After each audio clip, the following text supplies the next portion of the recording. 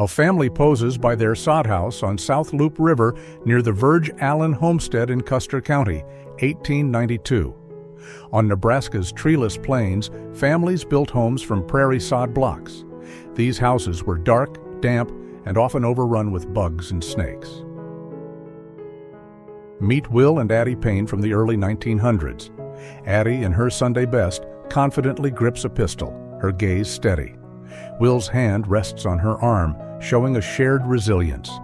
They weren't victims of their time, but quiet revolutionaries, embodying visible black self-possession and armed self-reliance. One of few certified photographs of Billy the Kid at the age of 18, wearing top hat, playing cards with his accomplices. Just 2 years ago, he escaped a jailhouse by shimmying up a chimney before fleeing town and traversing through almost 200 miles through the desert at the age of 16.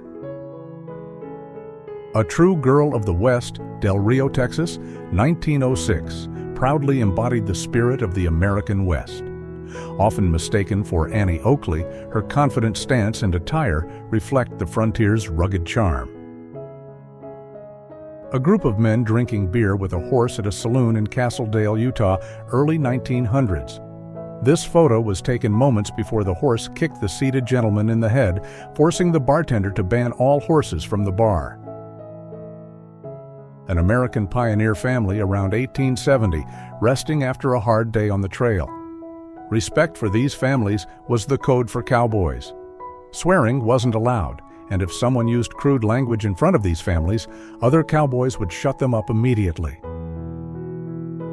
The only known photograph of Chief Seattle, taken in 1864, just 2 years before he died. He led the Suquamish and Duwamish people and chose to work with white settlers. He formed a friendship with Doc Maynard. The city of Seattle was named after him. Accused unfairly of killing a deputy U.S. Marshal in 1887, Ned Christie was killed by a posse in 1892. The lawmen tied his body to a door and posed with their Cherokee trophy in another photograph. This 1898 photo from a Virginia City, Nevada saloon captures Dead-Eye Dick, the eye-patch-wearing cowboy, with 4 pals and 2 bartenders. A gritty snapshot of Wild West life. At the Trysting Place, 1906, 2 Hopi women stand on a rock and mud path cut into a hillside beneath a tree. They're wearing long black dresses with blankets over their shoulders. Several men firing their guns at another man's feet in an unknown old western saloon in Wyoming, 1880s. Back then, the only way a poor man could avoid getting shot was if he jumped as fast as he could, which was called a bullet dance. Train robber Tom Blackjack Ketchum on the gallows. He was the only person hanged in the history of Union County, New Mexico Territory, and the executioners were inexperienced and used too long a rope, which caused his head to be ripped off. Oklahoma homesteader children gather fruits around 1900: apples, peaches, plums, pears, grapes, and melons. Every family member helped harvest the crops to get them to market on time. Oklahoma became one of the nation's top peach and stone fruit producers in the late 1800s and early 1900s. Geronimo sits behind the wheel of a 1903 locomobile at the 101 Ranch near Ponca City, Oklahoma.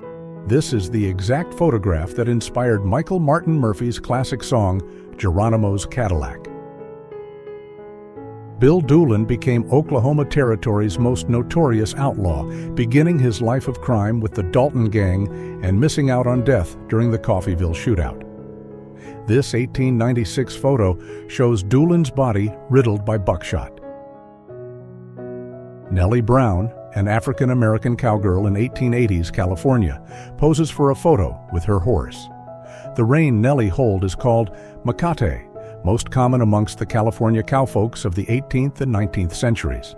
Back then, a lot of the original cowfolk were black. Navajo women engaged in weaving at their looms near Old Fort Defiance, New Mexico in 1873. This shows real Aboriginal life, not posed pictures, but actual daily work. Wayne Brazel with 2 cowboy friends. Jesse Wayne Brazel is the main suspect in Pat Garrett's assassination on February 29, 1908 in Las Cruces, New Mexico. Many thought it was a conspiracy. Decades later, his nephew Mac claimed to see a UFO near Roswell in 1947. A grim scene of the outlaw John Shaw removed from his coffin and propped up against a picket fence for one last drink of whiskey with his killers. The photo was taken on April 8, 1905. This was after the infamous Canyon Diablo shootout, Arizona. Doc Holliday's Philadelphia School of Dental Surgery, 1872 graduation photo. He is here aged 20 years, 5 months. Note that at graduation, he wasn't old enough to obtain a license to practice in Georgia. So the school held his degree until he turned 21, the minimum age required to practice dentistry. Daniel Webster 80 John Wallace was born into slavery in Texas, 1860. He hated farm work and ran away to become a cowboy. Working for rancher John Nunn, whose cattle brand was 80, gave him his nickname. He eventually owned 1,280 acres and became a millionaire rancher. Visitors watch Hopi priests perform the antelope snake dance at Hualpi, Moki Indian Village, Arizona, August 21, 1897. This ancient ritual was a sacred part of Hopi spiritual life, rarely witnessed by outsiders. The image depicts John Sontag, a well-known Wild West outlaw, injured before his death in 1893. Involved in train robberies and pursuits, Sontag was fatally injured during the Battle of Stone Corral in California while resisting capture, ending his criminal journey in the American West. In late 1897, Calamity Jane Canary and cowboy Teddy Blue Abbott, wearing each other's hats, shared drinks at a saloon in Gilt Edge, Montana, where she was living for the winter.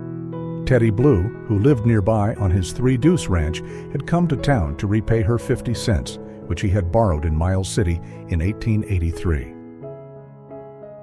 Captain George Armstrong Custer of the 5th Cavalry meets with Confederate prisoner Lieutenant James B. Washington in Fair Oaks, Virginia, May 31, 1862. This was after Custer won the Battle of Williamsburg, a moment when enemies met face to face during the Civil War. This 1900 photo shows Russian emigrants in Bismarck, probably at the train station. From the late 19th to early 20th century, over 100,000 German-speaking Russians moved to the upper Midwest and high plains of states like North Dakota and Montana. Fred Waite and Henry Newton Brown were both regulators during the Lincoln County War in New Mexico, 1878. They fought many battles alongside Billy the Kid. After the war ended, they continued riding with Billy's gang through the dangerous territory. Stagecoach Mary. Born into slavery, Mary Fields became the first African-American star route mail carrier, braving bandits, blizzards, and wolves to deliver mail across Montana. She never missed a delivery and well known for her kindness and generosity to her community. 3 African-American cavalry soldiers pose around 1880. These Buffalo soldiers fought bravely during and after the Civil War. The man in the center holds a Sharps carbine. His companions have revolvers and cartridge belts. They served their country with honor, both in battle and as intelligence agents. Yavapai Apache Chief Ohachikama at Camp Date Creek around 1868. His name means striking enemy. He was arrested for the Wickenburg Massacre. During the arrest, his brother died in the fighting. Ohachikama was wounded trying to escape, but survived and later showed up at Fort Date Creek. American homesteaders in 1905. These folks survived the dangerous western journey thanks to their wagon boss and his strict rules. The wagon boss was vital for safety and daily survival on the overland trails. This is Black Dog, a Sioux police officer at Pine Ridge, South Dakota in 1890. His uniform shows how tribal law enforcement mixed military surplus with personal touches. He's wearing an army blouse with sergeant stripes, fur gauntlets, and a fancy neckerchief.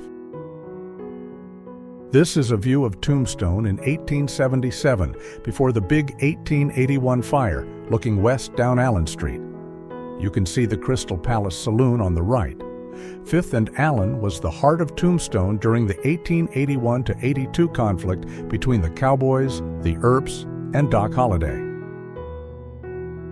This is Crow Man, one of General Custer's scouts. You can see his war gear, a bow with long arrows, an eagle feather buffalo hide shield, and a fur-decorated quiver full of extra arrows. Volga German farmers near Portland around 1915. These German-speaking Russian immigrants also settled in eastern Washington. They contributed greatly to the development of hop farming and production in the Northwest. Kiowa Chief Savfk, also called Sitting Bear, led his tribe's resistance against forced relocation. After attacking a wagon train in 1871, killing 7 men, he was arrested. While being transported to trial, he sang his death song and attacked his guards. They killed him on June 8, 1871. Hot Springs, Dakota Territory, was a health destination in 1889. The Dakota Hot Springs Company built Hotel Minnetonka in 1887 for guests who came for the healing mineral waters. These waters bubble up from geothermal cracks in Fall River Canyon. Minnetonka means warm springs in Sioux. Geronimo poses with one of his handmade bows around 1904. When he ran out of his own work, he'd sell items made by other tribe members. He charged 25 cents for photographs and 15 cents to write his name. On good days, he made $2. The Battle of Antietam on September 17, 1862, remains the bloodiest single day in U.S. history. Over 22,000 Union and Confederate soldiers were killed, wounded, or went missing. Here's 75-year-old Wyatt Earp sitting in his rocking chair in Los Angeles on August 9, 1923. His last words were simply, "Suppose, suppose."